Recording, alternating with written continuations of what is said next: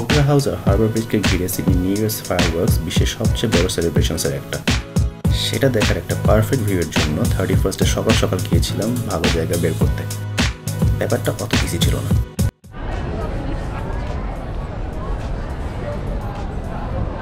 তো সকাল থেকে মানুষজন এখানে থাকে অ্যান্ড এখন আমরা বিভিন্ন পয়েন্ট ঘুরে ঘুরে দেখার চেষ্টা করছি কোথায় একটা ভালো ভিউ পাওয়া যায় বোথ হারবার ব্রিজ আর ওপেরা হাউসের। ফার্স্টে আমরা আসলাম এখানে সার্কুলার গেটে। এখানে ওপেরা হাউস দেখা যায় না, হারবার ব্রিজ দেখা যাবে, এটার জন্য সুন্দর ব্যবস্থা আছে। আর আদার দেন দ্যাট এখন আমরা দ্য রকস নাম্বার একটা জায়গায় যাবো আরেক পারে এই সাইডে। ওইখানে গেলে maybe will find a good spot, কারণ ওখানে ভিড় এখন পর্যন্ত কম। সো দুই জায়গায় যেতে হবে।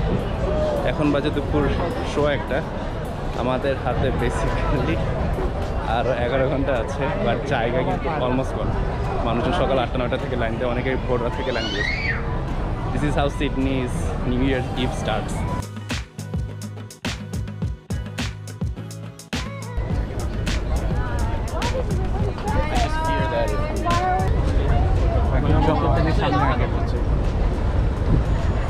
তুই 12 ঘন্টা টাকা তুই সামনে দাঁড়ায় থাকতে পারবি না, তুই অনেকবার বাইর হবি এইখান থেকে।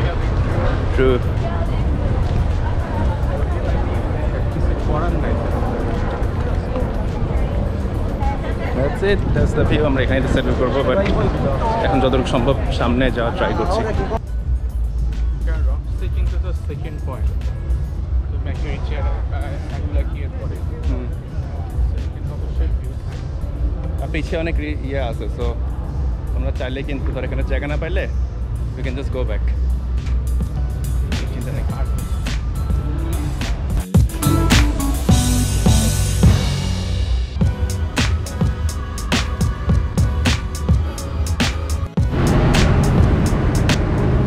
আমরা এখন সিডনি হারবার ব্রিজের নিচে। এখান থেকে will see another point, dolls point. ওখানে যদি ঠিক মতো থাকে দেন সেটেল হিয়ার, আদারওয়াইজ রকসে ফেরত যাবো। Basically the second last resort আমাদের জন্য।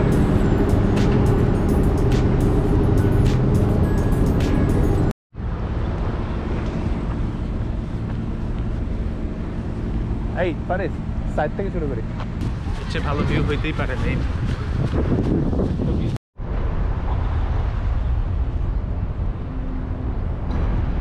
Alright, we have settled here and পরে বিকেলের দিকে আমাদেরকে ছাদ থেকে বের হয়ে যাবো। ওখান থেকে ব্রিজ আর ওই পিছে ভিউটা দেখা যাবে মোস্ট লাইকলি। এখন জাস্ট টাইম কিল করা for next few hours.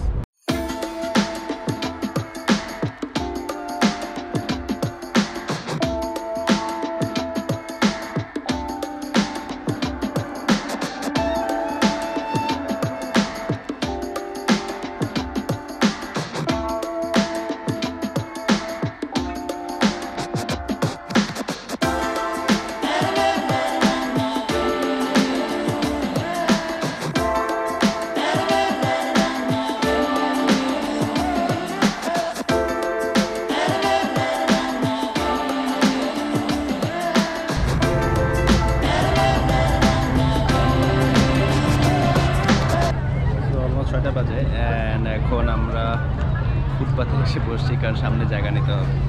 This is how it গোজ।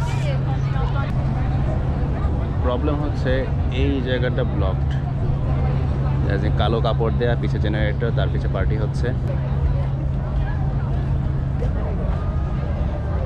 বসবো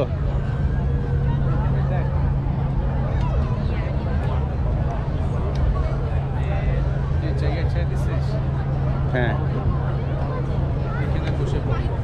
I think this is fine.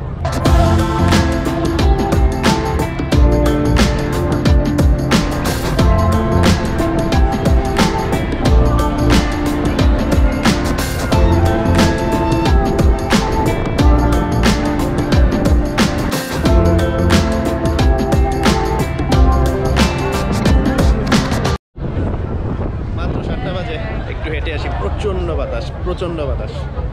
Jacket পরতে হচ্ছে, যদিও 24 ডিগ্রি মাত্র।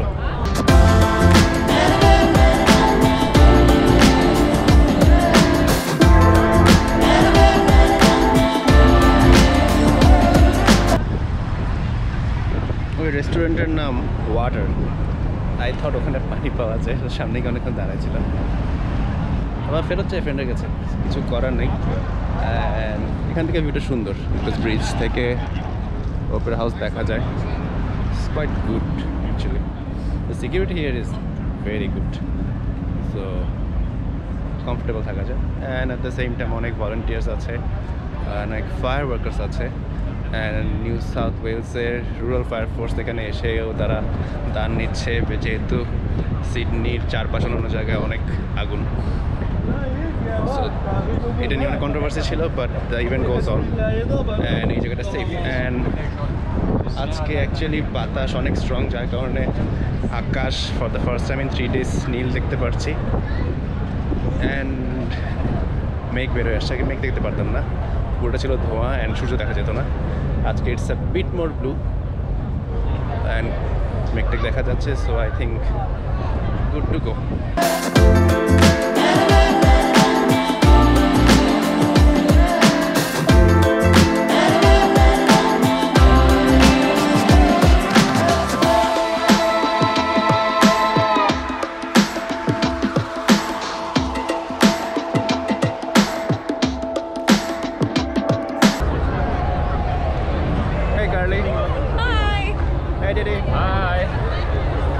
So I made new friends here from Indonesia, Teddy, and Carly from Argentina, and it's great. I think it's becoming more festive right now.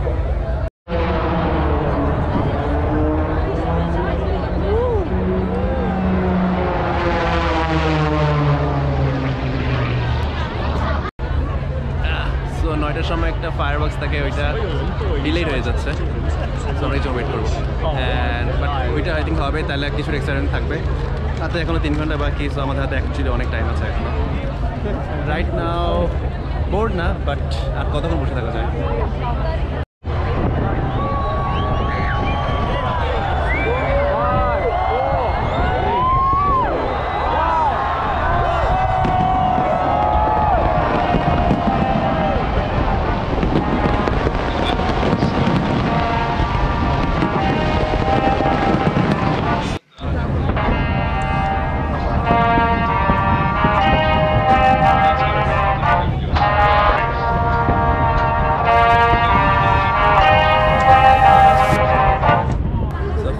Firework শেষ, এখন আরও 2.5 ঘন্টা বাকি।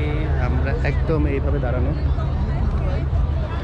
Literally কোনো স্পেস নাই, অ্যান্ড এইভাবে 2.5 ঘন্টা আই থিঙ্ক দাঁড়িয়ে থাকতে হবে, trying to find the space. আমাদের ফ্রেন্ড ওখানে গিয়ে বসেছে, সো ওখানে আসলে গেলে প্রবলেম হচ্ছে এই জিনিসটা, এটার জন্য ভিউটা ব্লক হয়ে যায়। সো এটার ভিউ ছাড়া বাকি যেসব জায়গা আছে ম্যাক্সিমামই আসলে $10-20 করে টিকিট কাটা হচ্ছে। That is the main problem. আমাদের প্ল্যান ছিল আরেক জায়গা থাকার, মিলস্টন পয়েন্ট। সো ওখানে এবার গতবার ফ্রি ছিল, এবার $10 করে চার্জ করছে। সো আমরা টিকিট কাটি নেই, সোল্ড আউট ছিল আনফর্চুনেটলি। এইবার আমরা এখানে this is a very good point, but literally just এইটার জন্যই আমাদের মেইন সমস্যা হচ্ছে। এটা সরে গেলে the view will be fantastic, because এটার পিছনেই ফায়ারওয়ার্কসগুলো হয়, অ্যান্ড ওপেরা হাউসের ভিউ আর ব্রিজের ভিউ এখান থেকে একদম ক্লিয়ার।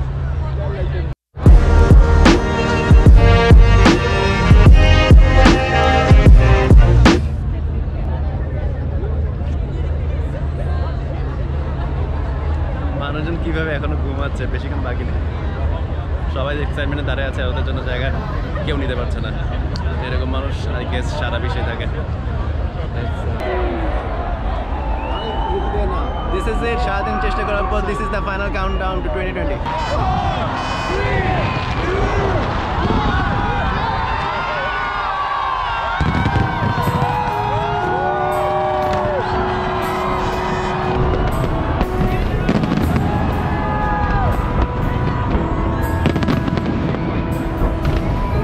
আমি লাইফে প্রথম এইভাবে নিউ ইয়ার সেলিব্রেশন করেছি।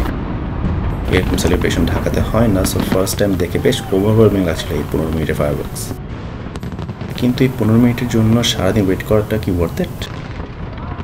ওয়েল, আমার জন্য ছিল। I had fun with some people, and if you are celebrating with the right people, এই ব্যাপারটা আসলে ওয়ার্থ ইট, রাইট?